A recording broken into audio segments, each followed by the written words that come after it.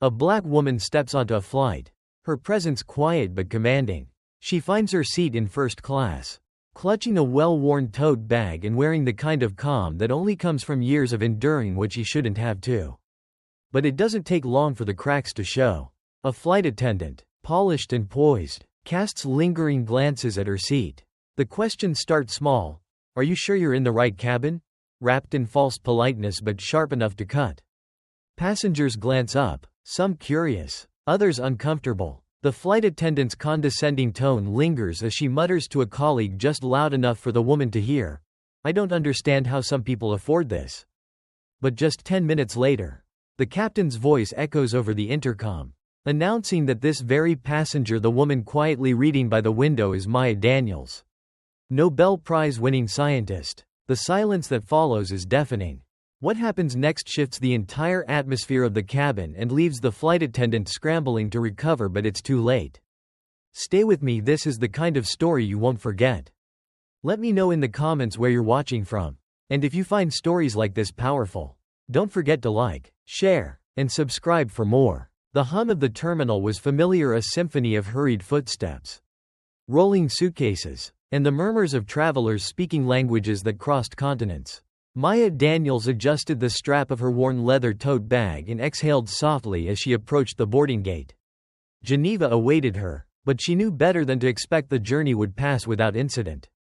She had been here before. Not in this precise spot, but in places like at airports, hotel lobbies, and boardrooms where glances lingered too long. Questions hovered just beneath polite words, and invisible walls formed between herself and those who couldn't quite place her. The boarding announcement echoed through the terminal, and Maya joined the line for first-class passengers. A man in front of her, middle-aged with silver hair and a watch that could pay rent for half a year, glanced over his shoulder, eyes flicking down to the canvas of her outfit, simple, understated, professional, yet nowhere near the fine tailoring he was wrapped in. His gaze didn't linger, but she caught the slight furrow of his brow before he turned away. Maya was used to this. She had long learned that wealth, status, and achievement didn't always announce themselves in the form people expected. No, her wealth lay in her quiet resilience and the miles of sacrifice behind her. Her status was sewn into the pages of research journals and the lives saved by her work. Good afternoon. Welcome aboard. The gate agent greeted him with a bright, rehearsed smile. Maya stepped forward, ticket in hand. First class. Row 2A, she said calmly. The agent's gaze hesitated for just a breath too long, barely perceptible. But they're all the same. Right this way, the agent said, gesturing toward the jet bridge, her smile dimming ever so slightly. Maya offered a polite nod and proceeded. The cabin was quiet, cloaked in the fragrance of citrus and leather, where first-class passengers sipped champagne as they stowed their bags. Maya made her way down the aisle, counting the rows. Excuse me, a voice sliced through the calm. Maya stopped. The flight attendant stood in front of her, blonde hair tightly pulled back, her eyes narrowing in the way people's eyes did when they were trying to remain polite but couldn't hide what lived behind them. Her name tag read Lauren. Are you sure you're in the right cabin? Lauren's tone was dipped in saccharine sweetness, but Maya recognized the taste beneath it, the metallic edge of disbelief. Yes, Maya replied, holding up her ticket. Row 2A. Lauren leaned in slightly as if proximity might reveal some flaw in Maya's story. Some mistake in the system. The laminated card in Maya's hand was inspected briefly before Lauren's lips pressed into a thin line. Well, Lauren said, stepping aside with the kind of flourish that suggested Maya was a guest overstaying her welcome. Maya moved past her, shoulders straight, ignoring the prickling weight of eyes on her back. But it was never just one look. Was it? She found her seat by the window, tucked her bag beneath it, and settled in. The leather was cool beneath her palms as she ran her hand along the armrest. Outside the window, the tarmac stretched endlessly, the late afternoon sun staining it gold. Lauren's voice returned, softer now but no less pointed. Maya didn't turn to see who she was speaking to, but the words carried easily across the small cabin. I just don't understand how some people afford this, Lauren whispered. Maya stared at the clouds, her hands folding gently in her lap. It wasn't that she hadn't heard worse, no. Life had ensured she was fluent in these quiet humiliations. But it was the consistency of it. The way it threaded itself into places you'd think were insulated from ignorance. Across the aisle, a businessman with a copy of the Wall Street Journal briefly lowered his paper. His eyes met Maya's just for a moment before he returned to his reading. His brow tightening in disapproval. That was the thing about silence. It was rarely neutral. Minutes passed, the plane filled, and the overhead compartments shut with soft thuds.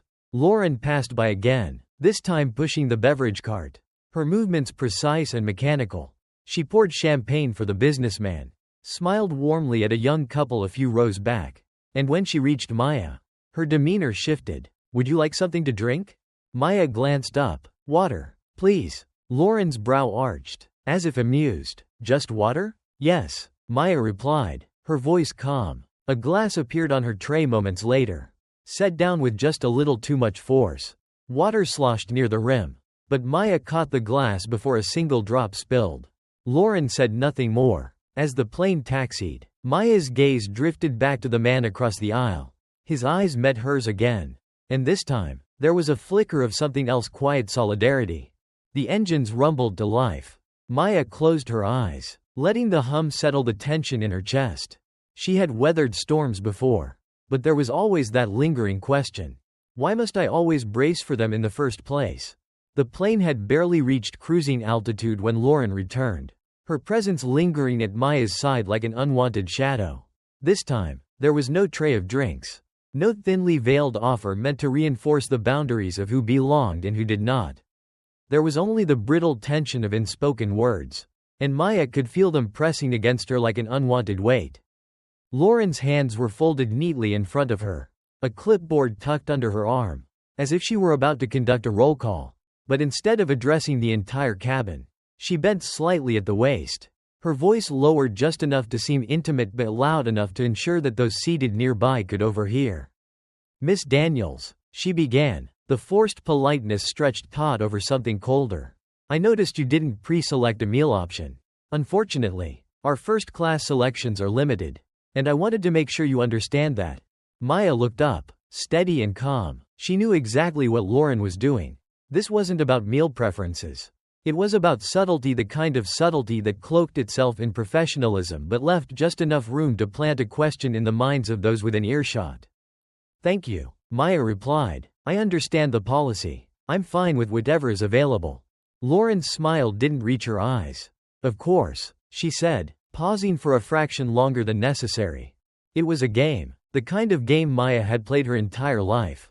In lecture halls, boardrooms, and now here. At 30,000 feet, the rules were unwritten but universally understood. People like Lauren weren't bold enough to deny her outright. That would be too obvious. Instead, they chipped away quietly, hoping that one day, if they did it long enough, someone like Maya might begin to doubt herself. But Maya had no intention of letting doubt take root. The man across the aisle lowered his newspaper again, his gaze lingering longer this time. He didn't speak, but Maya could feel his silent disapproval, the soft shake of his head as Lauren disappeared down the aisle. It was a small thing, but small things add up. Maya turned back toward the window, watching the endless expanse of clouds stretch beneath the plane. She thought of the board meetings she had sat through where her ideas had been questioned by men who had not read half the research she had authored. She thought of the double takes in corridors, the casual assumption that she must be someone's assistant and not the one delivering the keynote address. Her achievements had never shielded her from it. If anything, they seemed to provoke it further. The clouds outside blurred, and for a moment, she let herself drift. The hum of the engines became a soft lull, pulling her toward rest. But rest was short-lived. Lauren returned barely 20 minutes later.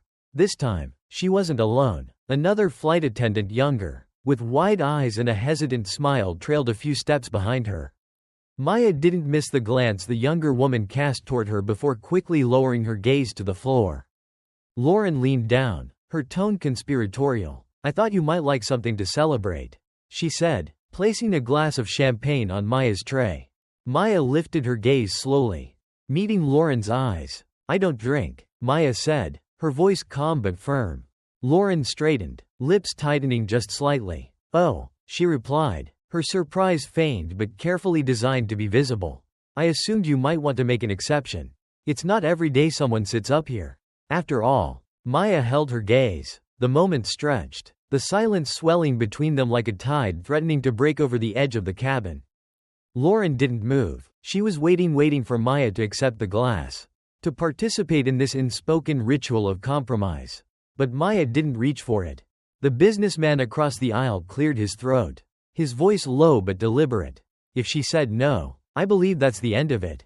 Lauren's head snapped toward him, but the weight of his gaze pinned her in place. She said nothing, only smiled tightly and gathered the untouched glass before retreating down the aisle. Maya turned slightly toward the man, offering a quiet nod of acknowledgement. It's exhausting, isn't it? He said softly. Folding his paper, Maya glanced at him, the corners of her mouth lifting slightly. It's been exhausting for a long time. He chuckled under his breath, shaking his head. Some people don't know how to mind their own business. Maya looked back toward the clouds. It's not about business, she said quietly. It's about belief. She doesn't believe I should be here, so she keeps looking for proof that she's right. The man regarded her for a moment before nodding thoughtfully. Well, he said, I hope she's paying attention. Maya exhaled, letting the weight of the exchange roll off her shoulders. She had learned long ago that battles like this didn't end in dramatic confrontations.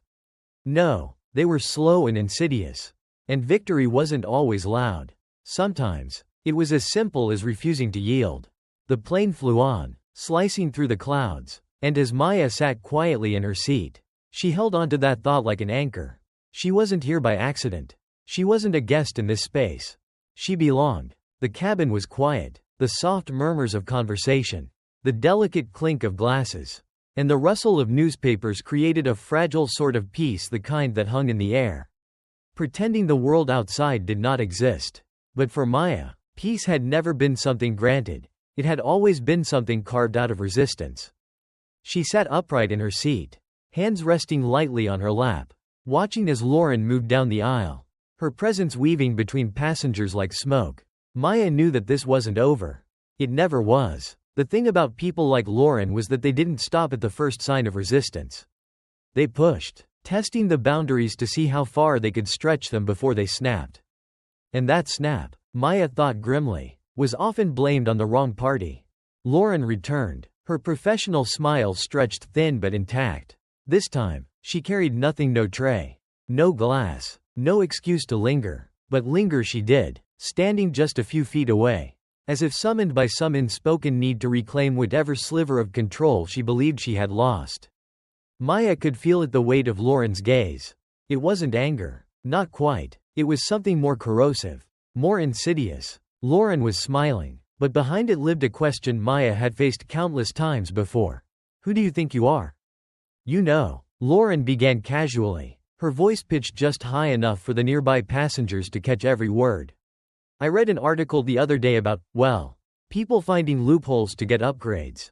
It's fascinating what some folks manage to pull off.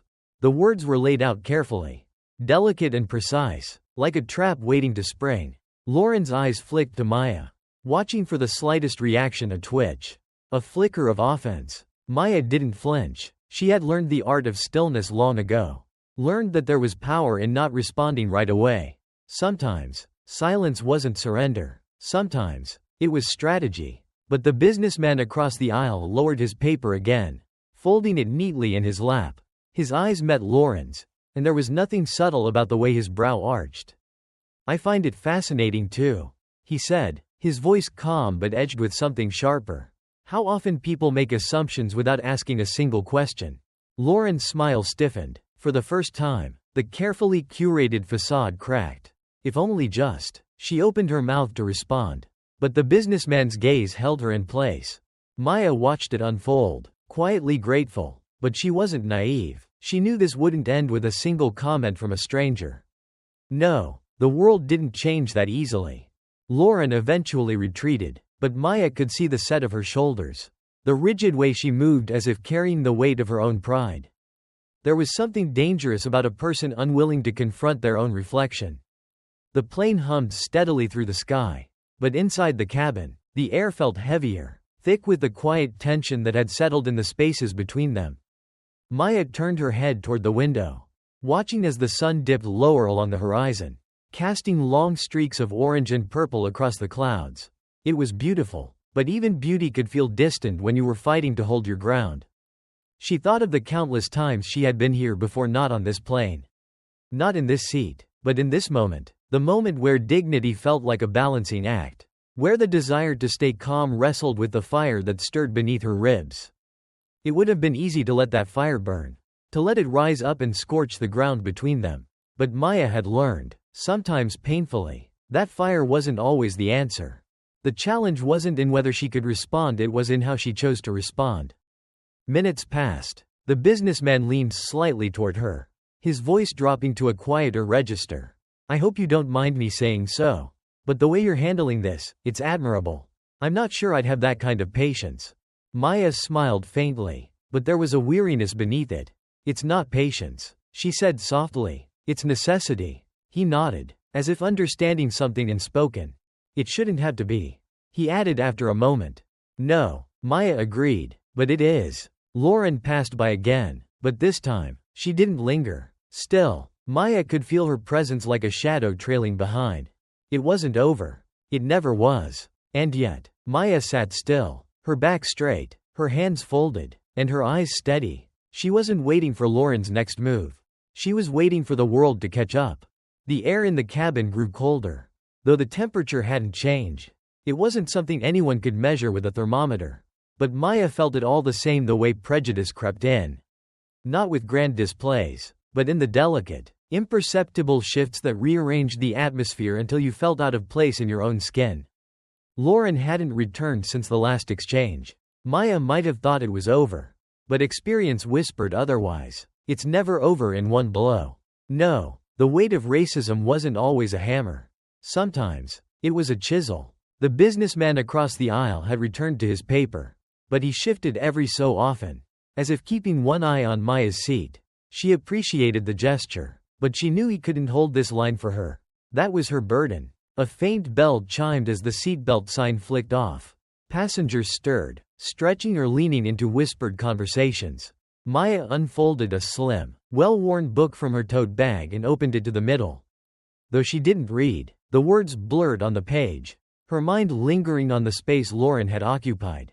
It was quiet, too quiet, and in that quiet, Maya heard the first sign of what was to come. I just think it's strange. That's all. Lauren's voice, not hushed enough, drifted from behind the curtain leading to the galley. She wasn't speaking to Maya directly, but she might as well have been. They don't normally seat people without status up here, she continued. The other flight attendant, the younger one, responded in murmurs too faint to catch. But Lauren's reply came sharp and clear. I mean, if someone has money for first class, you'd think it'd show. Maya turned the page of her book, though the story was far from the one she had been reading. She had known women like Lauren before, women who clung to whatever thin sense of superiority the world allowed them, mistaking their proximity to privilege for power. But power rooted in insecurity has a way of lashing out, searching for cracks in others to fill the emptiness within. Across the aisle, the businessman lowered his paper again, his jaw tight as he listened. His hand shifted, as if debating whether to interject. But Maya caught his eye and shook her head subtly.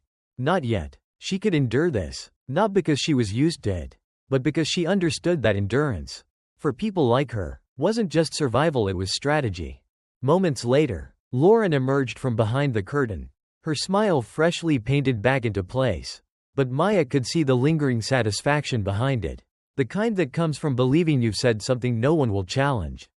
Lauren stopped a few rows ahead, pouring champagne for an elderly couple. Her laugh rang out lightly as if nothing had ever happened. Maya turned another page. But that was the thing about moments like this, they didn't just pass. They settled, like dust in the lungs, making it harder to breathe long after the air seemed clear. Maya didn't need to confront Lauren in front of the cabin to feel the weight of it pressing down.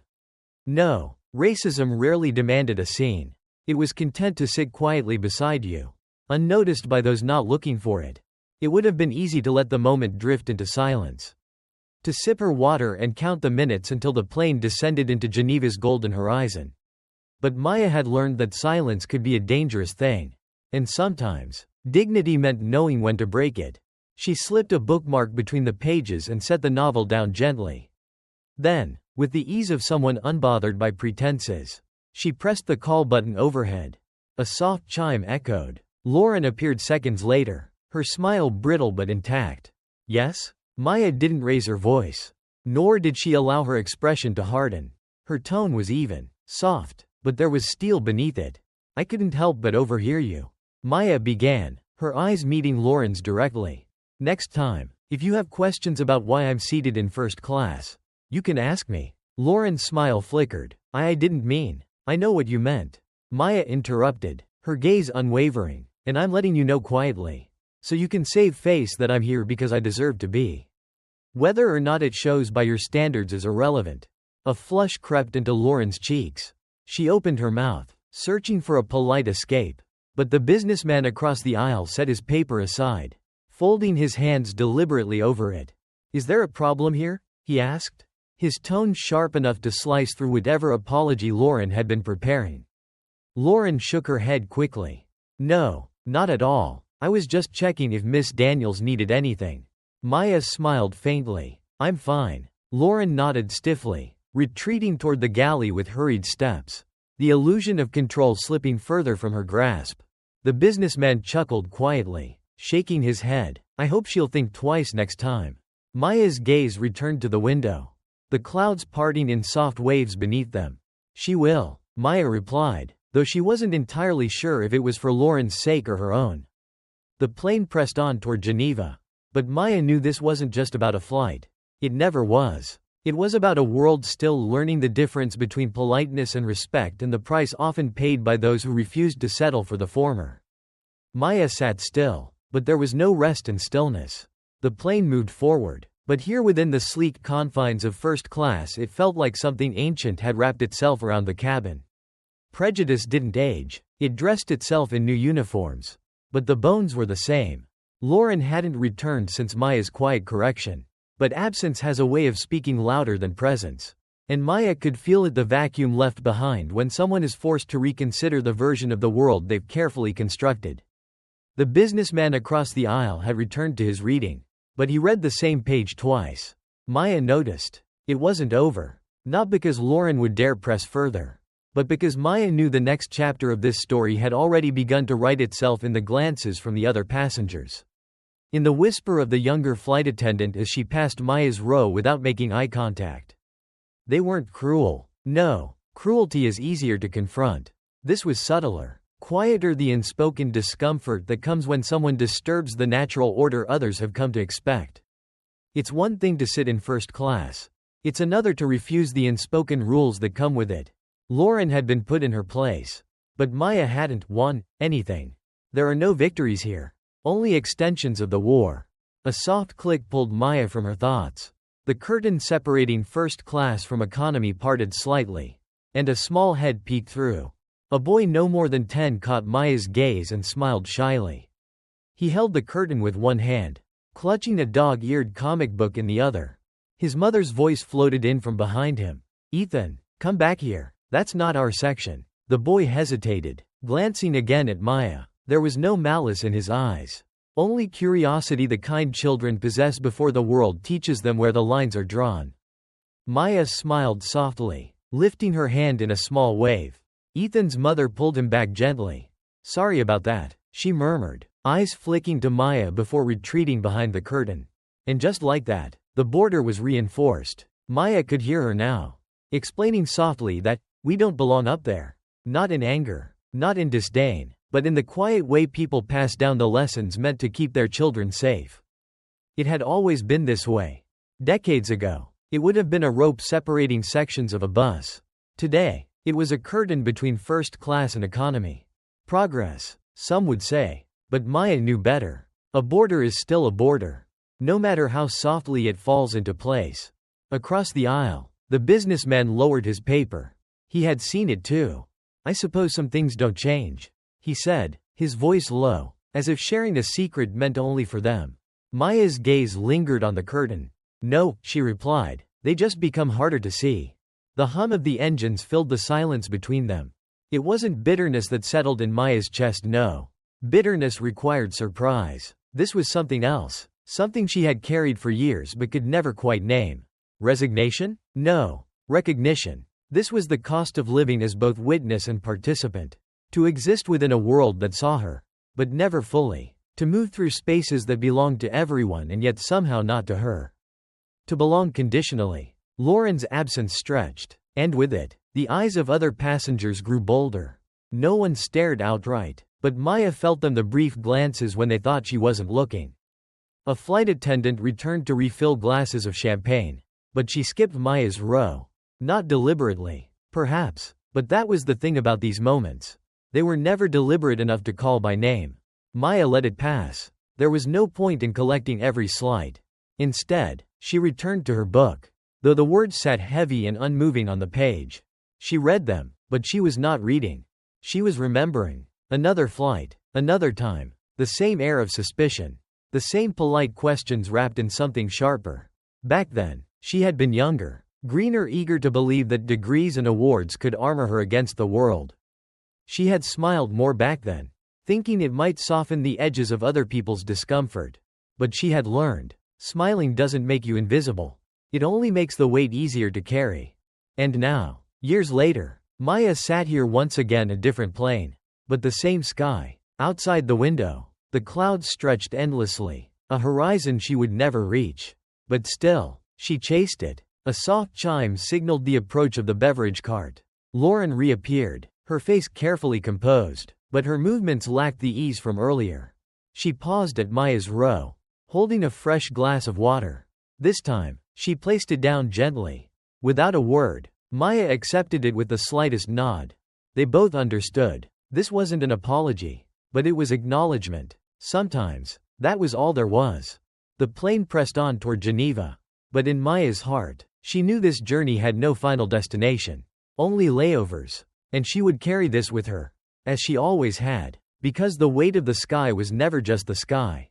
The plane dipped slightly as it began its descent. The golden light of late afternoon stretching across the clouds like silk pulled thin. Geneva waited below, but Maya knew the longest part of the journey was still ahead. Lauren hadn't returned since offering that glass of water. And the absence felt deliberate, an attempt to create space. To let the air clear as if distance could erase what had already been written. But space, Maya had learned, doesn't erase memory. It preserves it. The businessman across the aisle had dozed off. His newspaper folded neatly beside him. Around the cabin, the slow hum of conversation ebbed. Passengers settling into the soft routines that marked the final stretch of a long flight. Maya sat quietly, her hands folded over the open book in her lap. But she wasn't reading. She wasn't even pretending to. She was waiting, because she knew better than to think these moments ever resolved themselves. When you carry the weight of other people's discomfort, there is no moving on. There is only the question of how long before it resurfaces. Lauren reappeared from the galley just as Maya expected, moving carefully, as if balancing on a rope only she could see. There was no glass in her hand this time, no tray of carefully curated offerings. She stopped at Maya's row and hesitated, her lips parting as if searching for the right words. Maya closed her book, slowly. Yes? Lauren shifted, her smile flickering like a faulty light bulb. I wanted to apologize. She began, though the words felt fragile, barely holding their shape. Maya's gaze met hers, calm but unrelenting. I think, Lauren continued, there was a misunderstanding. Maya's fingers tightened slightly over the cover of her book. She recognized this path well, the long detour that apologies often take. As if admitting fault directly might shatter the fragile veneer people construct around their own prejudices. Lauren wasn't apologizing for what she had done. She was apologizing for the fact that Maya hadn't accepted it silently. Misunderstanding, Maya repeated softly. That's an interesting word. Lauren's eyes darted to the side, searching for an ally in the empty row behind her. Finding none, she pressed on. I didn't mean anything by it, she said, and Maya could hear the faint edge of defensiveness curling at the edges of her voice. Of course, Maya replied. That's the point. Lauren blinked, caught between confusion and something closer to frustration. Maya leaned back slightly, letting the silence stretch between them until Lauren was forced to sit with it. There's nothing more dangerous than the things people don't mean, Maya said finally, because those are the things they never question. Lauren's smile faltered. She opened her mouth. But Maya wasn't finished. You didn't mean to question whether I belonged here. Maya continued, her voice even. You didn't mean to imply I was taking a seat that wasn't mine. You didn't mean for me to hear you speak about people finding loopholes. Lauren's face paled. And yet, Maya added, here we are. Lauren's hands tightened over the edge of the seat in front of her. Knuckles white. I'm just trying to say I'm sorry. I know, Maya replied, but what you're really asking is for me to let it go. Lauren's silence was answer enough. And that was the heart of it, wasn't it? The unspoken contract that Maya would be the one to smooth the edges of this encounter. To extend grace where none had been offered. And in doing so, absolve Lauren without ever asking for more than silence in return. Maya could feel the weight of it pressing down. As familiar as her own name. But she wasn't in the mood to carry it today. She glanced at the businessman. Still sleeping peacefully. When he woke, he would go about his day. Unaffected. This was not his burden to hold. Maya returned her gaze to Lauren. I accept your apology, she said, and for a brief moment, relief flickered in Lauren's eyes. But let me be clear, Maya added, her voice soft but unyielding. This isn't about misunderstanding. It's about habit. Lauren's brows knit together. The next time someone sits in this seat, Maya continued, it might not be me. It might be someone younger. Someone less sure of themselves. And when that happens, I hope you remember this moment. Lauren shifted uncomfortably but said nothing. Because, Maya said, her tone sharpening ever so slightly. I guarantee they will. Lauren swallowed. And for the first time, Maya saw something crack, not entirely, but enough to let the light in. Thank you, Lauren said quietly, her voice barely above a whisper. Maya nodded, dismissing her with a faint, polite smile. As Lauren retreated down the aisle, Maya watched the back of her uniform disappear behind the curtain. She didn't expect Lauren to change overnight. But maybe, just maybe, the weight she left behind would settle in Lauren's chest long enough for her to recognize it for what it was. That was the thing about racism, it didn't live in grand acts of hatred. It lived in the smallest of moments. The passing comments, the brief hesitations. The question was never whether it existed. The question was always who would choose to carry it, and who would hand it off to someone else. Maya glanced out the window. The mountains of Switzerland peeking through the clouds below. The plane was landing soon. But Maya knew the journey was far from over. It never really ended. The wheels kissed the runway with a soft jolt. But the unease in Maya's chest had settled long before the descent. Geneva stretched wide beneath the falling sun. Its streets threaded between mountains and water, promising the kind of peace that cities often lie about. Passengers stirred, reaching for their belongings, their chatter filling the narrow aisles with the usual excitement of arrival. Yet in first class, there was a lingering quiet, not absence of sound, but something thicker. Lauren's footsteps approached again, not hurried, not timid, just measured, a deliberate kind of calm that people wear when they know every movement is being watched. Maya didn't need to look to feel Lauren's presence beside her. Miss Daniels, Lauren began, careful as ever. Maya closed the book in her lap with a soft thud, resting her hands on top of it. Thank you for flying with us, Lauren said, and for the first time, her voice lacked the polish of professionalism. It was bare, stripped of the careful edges meant to shield both of them. Maya turned to her, meeting her gaze directly. Lauren shifted, standing straighter, as if that might steady her. I meant what I said earlier. I'll remember. Maya studied her, reading the faint lines of discomfort around her eyes. The way her hands gripped the clipboard just a little too tightly. This wasn't fear of reprimand or even guilt. This was something closer to unfamiliarity, the awkwardness of standing face to face with a truth that had always been there but was too easily ignored. Maya gave a small nod. I hope you do. Lauren hesitated, as if she wanted to say more but couldn't find the words. And perhaps that was the right instinct. Some moments can't be tied neatly with apologies. Some are meant to linger. Lauren stepped away, leaving behind the faint scent of perfume and uncertainty. The businessman across the aisle stretched, folding his newspaper for the final time. You have more patience than I do, he said, casting a knowing glance at Lauren's retreating figure. It's not patience, Maya replied softly. It's practice. He let out a dry chuckle, shaking his head. Too much practice, I imagine. Maya smiled faintly but didn't answer. Some truths don't need confirmation. As the plane slowed to a stop, the curtains separating first class from economy were drawn back. The boy from earlier, Ethan, peeked out again, his small hands gripping the edge of the seat beside him. His mother tugged gently at his arm, murmuring for him to wait. Maya met his curious gaze and gave him another small wave. This time, his mother didn't pull him away so quickly. Instead, she glanced at Maya, offering a brief nod, not entirely comfortable, but not dismissive either. Maya understood that look well. A fragile truce between recognition and habit. Passengers began to disembark. The businessman lingered just long enough to let the crowd thin before tipping his head toward Maya. "Good luck in Geneva," he said, "though I doubt you'll need it." Maya smiled. "Thank you, for what you did earlier." He shrugged. "Seemed like the least I could do." "It usually is," Maya replied, her voice light, but the weight of the truth rested beneath it. As she stood, gathering her things, Maya felt the eyes of the cabin crew on her, not Lauren's this time, but others. The younger flight attendant fidgeted near the exit, her gaze flicking up nervously when Maya passed. "Have a good evening, Miss Daniels," she offered quickly, as if eager to be polite before second thoughts set in. Maya returned the courtesy with a calm nod. "You too." Lauren stood near the door, waiting for each passenger to exit. When Maya approached, Lauren's shoulders stiffened, but her eyes held steady. "I hope the rest of your journey is smooth," Lauren said, offering the words like a fragile peace offering. Maya paused for just a breath.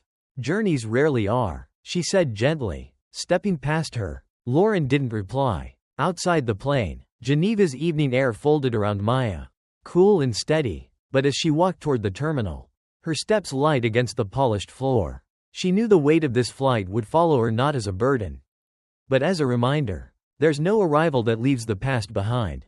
The journey always boards the plane with you. The airport was a place of thresholds, a space where arrivals and departures existed side by side, where people slipped in and out of cities like ghosts passing through walls.